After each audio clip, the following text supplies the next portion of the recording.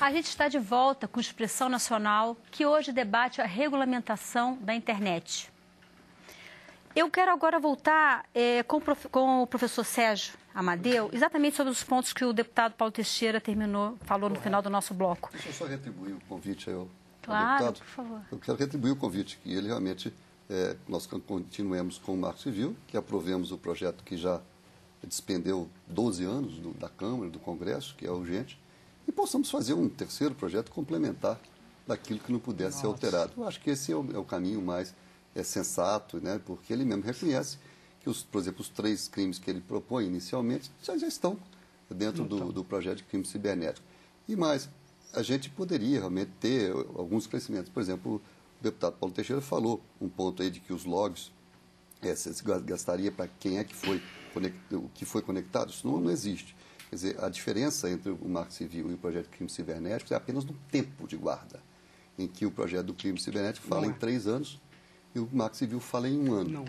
Agora, aqui você vai ter que ter a guarda da hora, isso os dois falam do mesmo jeito, que o acesso é só com autorização da Justiça, os dois falam do mesmo jeito. Então, essas questões, a questão da guarda, só se guarda em ar-condicionado ou não, isso o crime cibernético não fala. Esse é um detalhe de regulamentação. Mas, basicamente, a diferença na questão dos logs é apenas essa, da guarda de IP. É o tempo, 3 anos no projeto original, que foi copiado do que já é praticado em São Paulo, e 1 ano do prorrogável, né? O Marco Civil fala em 1 ano prorrogável. Então, da minha parte, eu até acho que isso aí não é problema. Podemos chegar a um entendimento nesse aspecto. Então, eu gostaria de dizer, primeiro eu queria discordar do deputado com base no texto, todo mundo pode olhar, que não é correto essa interpretação. Primeiro, que a guarda de logs da lei do deputado Azeredo, ela diz de todos os provedores públicos e comerciais, todos, são milhares.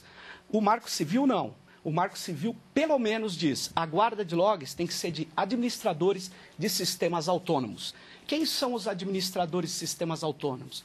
São aqueles que têm políticas de IPs. Então, eu não concordo com a interpretação. É completamente diferente a guarda de logs aqui da que o deputado está falando. Segundo, o grande problema é que o Marco Civil, ele permite a gente pegar uma coisa que o cidadão precisa saber. Quem mais faz intrusão na sua máquina são empresas, não são crackers. E a lei do senador, ex-senador, deputado Azeredo, traz no seu relatório, não fala nada disso. Por exemplo, os bancos fazem intrusão na sua máquina. Os bancos fazem intrusão sem a sua autorização. O Marco Civil está regulamentando isso. Segundo, algumas operadoras já estão trazendo para o Brasil uma empresa que faz a conexão não direta sua com a internet, faz via um proxy, anota toda a sua navegação. E a minha pergunta é, será que eles estão anotando minhas senhas também? Sem consultar as pessoas. A lei do senador, do deputado Azeredo, não trata disso. O Marco Civil trata disso. Mas talvez porque na época nem existia essa figura. Existia. Exatamente. Agora, tem um problema... Não foi proposto no Senado. Toda vez que eu falo, eu estou mostrando que está errado, ele não me deixa falar, aí eu não vou ter condição. Eu estou dizendo que isso não foi proposto na Câmara. O senhor me permite terminar de falar, eu deixo o senhor... Isso aqui é um debate, Não. Então eu estou com argumentos. O senhor pode... Cada telespectador pode checar o que eu estou dizendo. Eu estou dizendo que essas questões não foram propostas na Câmara e não foram propostas no Senado. Só terminar uma questão São alguns agora. crimes novos que podem ser propostos Por exemplo, no terceiro o projeto. G-Buster é um software que o deputado não se preocupa, mas acompanha a nossa nunca navegação. Quis ser perfeito, não, professor. Então, veja bem, a lei, nós precisamos de uma lei que regulamente a internet, que garanta direitos. Não. E aí, essa história, deixa eu só terminar com a seguinte questão, é muito importante. Nós precisamos garantir que no Marco Civil todas essas questões de privacidade estejam colocadas. A lei, nós não podemos fazer uma lei que não resista a 4 anos. Nós estamos trocando a versão do IPv4 para a versão 6 do IP. Todo mundo vai ter IP fixo. Eu tenho IP fixo. Não precisa guardar meu log. Na hora que eu conecto da minha casa, todo mundo sabe que é aquela conexão. Todo mundo vai ter mais ou menos 1.200 IPs à sua disposição. O liquidificador, a geladeira vai ter IP. E aí a lei é uma lei absurdamente equivocada. Nós temos é que impedir a guarda de logs, controlar a guarda de logs, garantir a privacidade contra aqueles que dominam o rastro digital. A lei que o deputado Azeredo nos traz, além de não falar nada disso, ela criminaliza acesso. Convido você, que está me ouvindo, a entrar e ver se não é verdade o que eu estou falando. Criminaliza acesso indevido. Professor, acesso equivocado. Eu convido Sabe quem qual é a forma quem de... entende da questão penal. O povo não entende, né, deputado? Eu estou convidando uma as pessoas lei, a ouvirem ela é interpretada. Ouvir o desembargador, ouvir o juiz, ouvir quem entende realmente do que é crime. Acesso não é invasão, deputado. Saber o que é crime, entendeu? A sociedade sabe o que é crime. Acesso para a nossa sociedade não é crime. Acesso é entrar num site, copiar um dado, trazer para uma rede peer-to-peer, transferir. A nossa sociedade até hoje não acha isso crime. Acessar um arquivo de uma universidade que tenha trabalhos que são trabalhos privados, que são trabalhos das pessoas, que olha não aí, estão ó, disponíveis. é isso. Isso não é acesso correto. à universidade é público, Você não pode, senador. Depende do trabalho. O trabalho acadêmico não. Cada professor tem o seu trabalho. Cada público. Nós defendemos as pessoas abertas. A bagunça o não. senhor está defendendo a indústria de copyright. Bagunça. Não me faça essa acusação aqui. O senhor não me faça essa acusação porque você está sendo incorreto. Não estou. Eu estou treinado em participar de debate. Não venha com essa questão de querer ser agressivo ou ser debochado. Não, deputado, o senhor que interrompe toda vez que eu falo. Participo em debate. O senhor não deixa eu terminar de falar. Sabe por quê? Porque eu tenho razão. Professor deputado. Professor deputado. É numa linha de vamos viabilizar um debate que seja possível as pessoas nos acompanhar em casa, participar do nosso debate. Mas ele não me interrompendo. Vamos evitar... O debate não pode ser... Isso. Ele não pode ser um debate calado. O secretário... Leia a lei. Não, de forma alguma. Ele não quer reconhecer o secretário, eu acho que tem uma colocação para fazer a respeito desse assunto. O deputado Paulo Teixeira levantou um ponto muito importante, que é sobre, na avaliação dele, de se avançar com o debate sobre o Marco Civil para posteriormente se entrar nesse debate. Eu acho que a ideia é bem interessante no sentido de que na discussão do Marco Civil pode surgir muita coisa, muito ponto novo, muita inovação, temas novos que não foram assim como o debate do projeto Exatamente. Que vão poder subsidiar a continuidade dessa discussão e, quem sabe, até amadurecer ainda mais o que se entende como uma tipificação penal ideal para essa questão. Eu acho que foi o debate do projeto que proporcionou que o Marco Civil viesse. Exatamente. Não há dúvida. Se o Marco Civil então, não queria... Falando sobre o debate do projeto... Meu deputado Azeredo, na minha opinião, nós temos... Eu acho que esse debate, até suscitado pelo debate do Senado, né, ou da forma que veio o relatório, e todo o debate que ele suscitou, o Marco Civil vem daí. O Marco Civil é dar reação ao nosso projeto abaixo-assinado contra o projeto do deputado. 150 mil assinaturas. O Marco Civil... Olha, você conseguir 150 mil assinaturas colocando uma mentira, é muito fácil. É só ler, deputado. O seu projeto viola acesso. Se eu fizer uma criminaliza acesso. Se eu fizer uma afirmação assim, vamos fechar o Congresso Nacional. Eu consigo. Vamos ouvir o deputado Paulo Teixeira, que nos ouviu. Criminaliza acesso, está escrito. O senhor mudou ele agora. Professor, tirou dispositivo por favor, de comunicação. vamos ouvir o deputado Paulo Teixeira, que nos ouviu pacientemente. Na minha opinião, é um avanço para o Brasil. Nós temos que discuti-lo, debatê-lo e aprová-lo. E esse é o centro do nosso debate.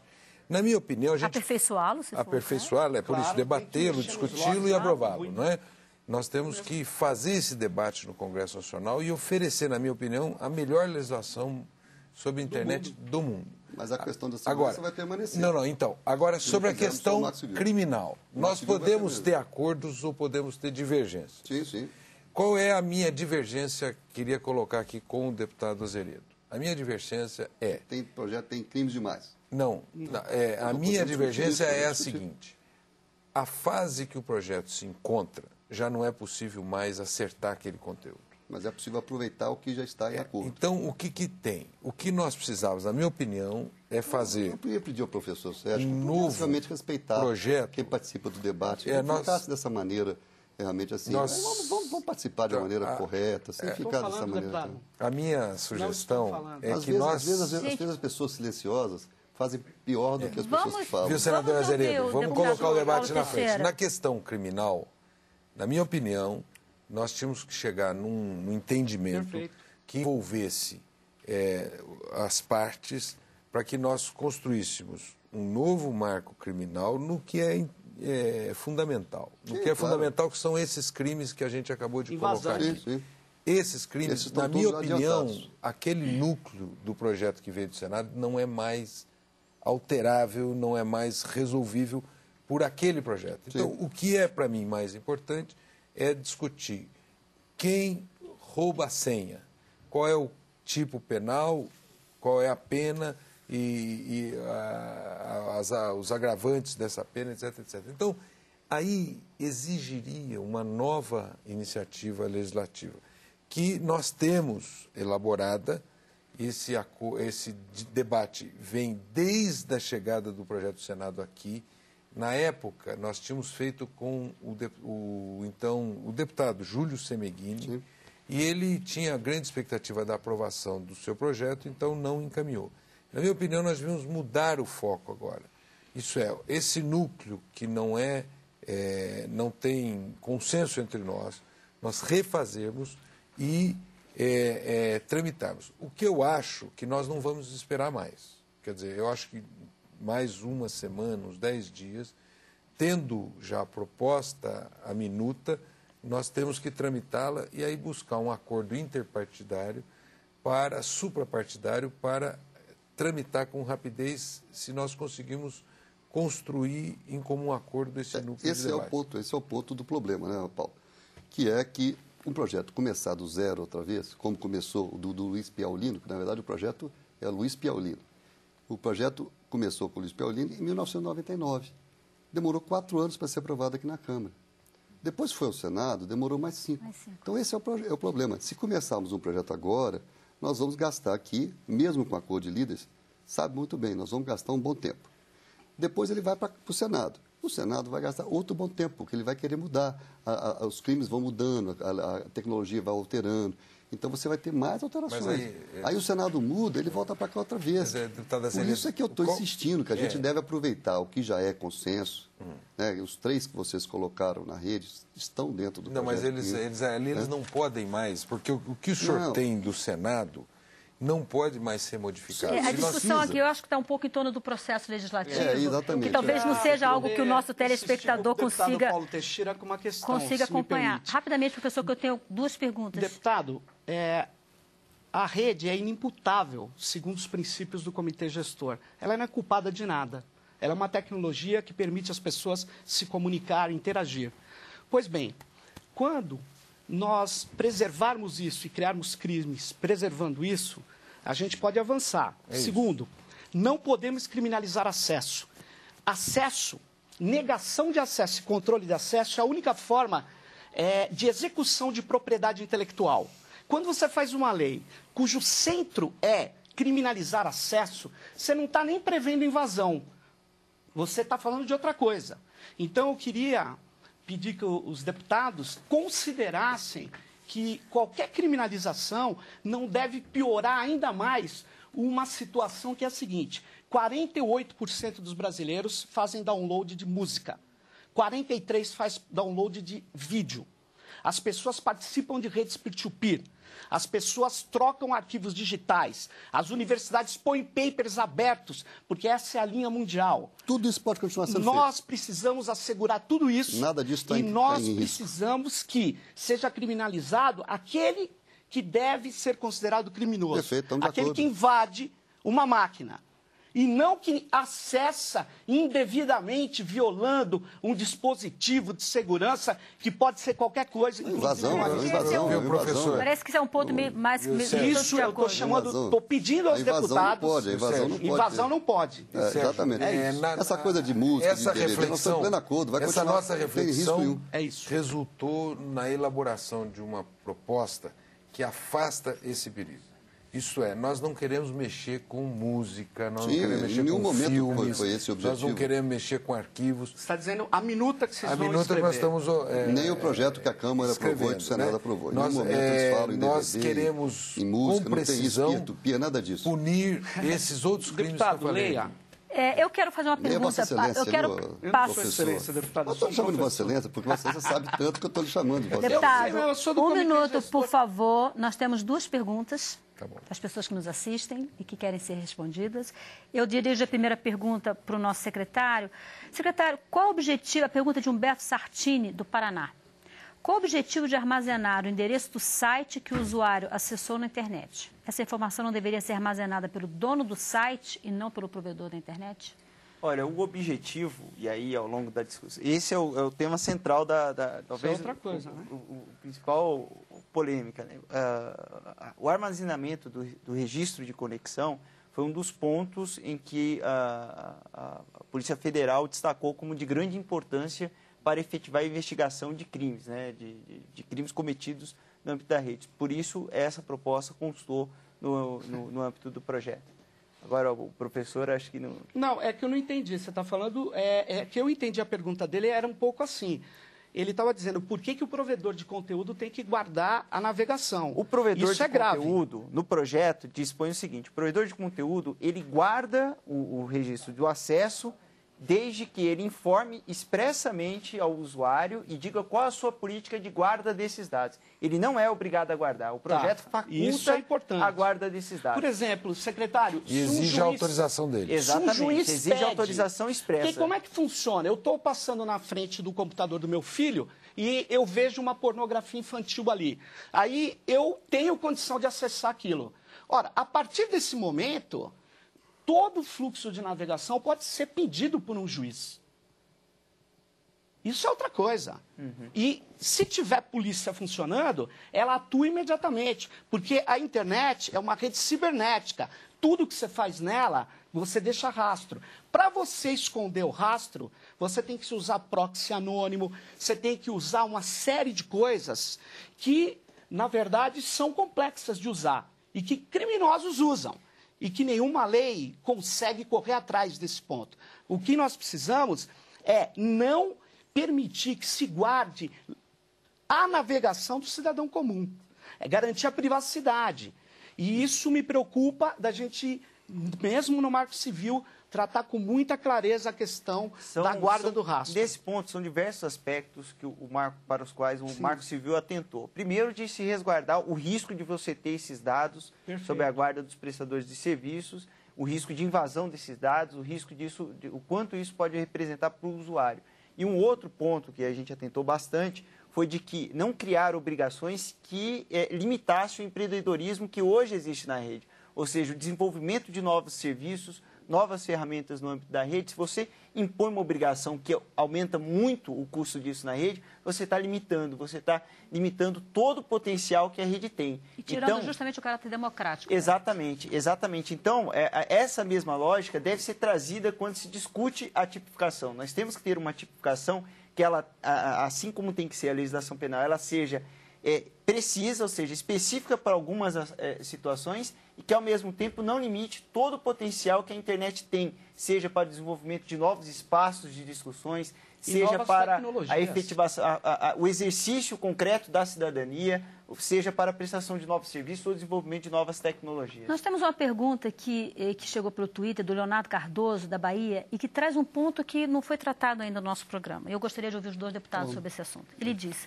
como fica a questão do comércio eletrônico, do e-commerce, entre governos? Até agora não temos lei e não podemos participar da União Europeia via comércio eletrônico. O senhor quer comentar, deputado?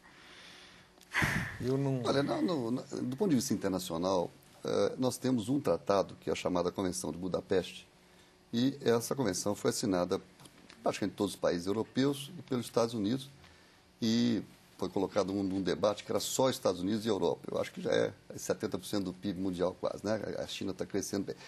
Mas ele é assinado também pelo Canadá, pelo Japão, pela África do Sul, pela Argentina. Então, esse é o principal tratado que trata dessas questões mais pelo ângulo criminal, realmente. Porque o e-commerce também ele tem esse lado. Quer dizer, o que se tem que garantir no e-commerce? Tem que garantir a segurança, que a pessoa compre e tenha a garantia de que vai receber o produto que ela comprou. Existe um outro projeto aqui do deputado Chico Alencar, que está em tramitação na Câmara, que aborda só esse ponto. Aborda a questão da relação entre o consumidor e a empresa que vende.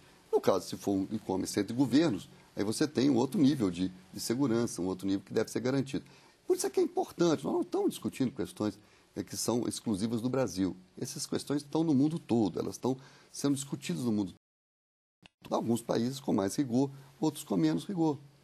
Eu acredito que nós estamos realmente atrasados. O Brasil, o governo brasileiro tem sido omisso nessa questão do combate a esses crimes. Quer dizer, nós precisamos de dar segurança às pessoas para fazer compras eletrônicas, para poder usar o e-mail normalmente, para poder fazer o que eles quiserem fazer na rede. Olha, eu creio que a Convenção de Budapeste o Brasil não deva assinar.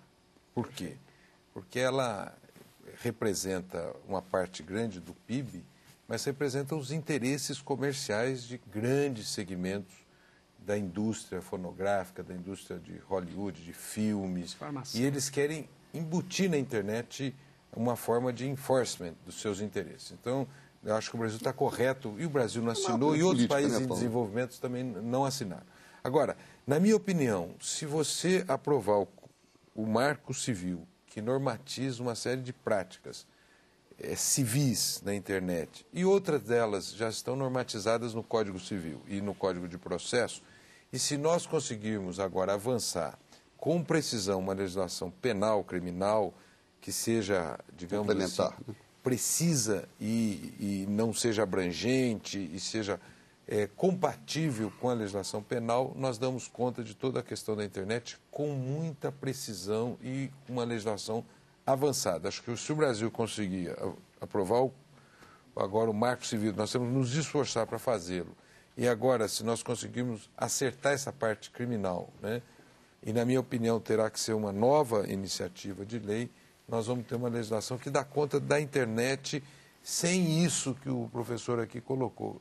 Nós não podemos, e eu acho que ninguém quer aqui nessa mesa, não é? Mas tem segmentos econômicos que querem, nós não vamos aceitar nenhuma legislação que criminalize, por exemplo, baixar música.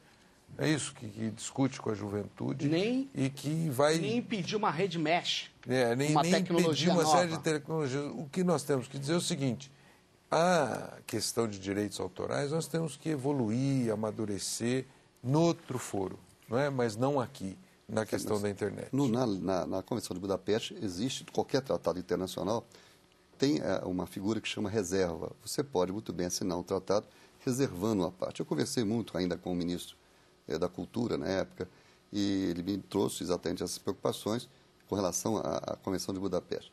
E eu defendo que o Brasil assine, eu acho que é importante o Brasil assinar essa convenção, fazendo essas ressalvas, que a parte de direito autoral não está incluída. Essa questão de ficar com esse temor de que são interesses imperialistas, isso é uma coisa muito ideológica, muito política. O Itamaraty. Nosso tempo está quase acabando, nosso programa está chegando ao fim. A gente tem algumas perguntas aqui, eu gostaria que vocês respondessem rapidamente as perguntas. Deputado Paulo Teixeira, o José Henrique de Carvalho, de Curitiba, no Paraná, ele diz: se eu invadir o computador sem intenção de destruir não é crime, então eu posso invadir o computador de Vossa Excelência e ter acesso a informações do senhor e de sua família, e isso não é um crime? Como os bancos fazem hoje. Na verdade, nós temos, por exemplo, eu quando faço uma compra numa livraria eletrônica, eles logo me identificam e de uma certa forma, eles invadem a minha rede dizendo: olha, você chegou... Outros livros de seu interesse. Tem outros livros do seu interesse, já me identificam, etc. Então, esse termo, invadir rede, precisa ser, de uma certa forma, qualificado. Perfeito. Essa é a questão que nós estamos discutindo. Muito certo? Então, o que nós queremos é qualificar essa legislação, senão nós vamos criminalizar uma série de práticas na internet. Aí, José Henrique, essa é a nossa preocupação. Se você invadir o meu site, por exemplo, né, bom, você entrou lá no meu site, nada aconteceu no meu site. Né? Por que eu vou utilizar a legislação criminal para tratar esse fato? Nós temos que dedicar a legislação criminal às questões mais importantes na sociedade, senão nós vamos banalizá-la, né? E vamos trazer um monte de gente para baixo da questão criminal. Então, eu acho que nós temos que navegar com tranquilidade. Quem eu estou preocupado nesse caso?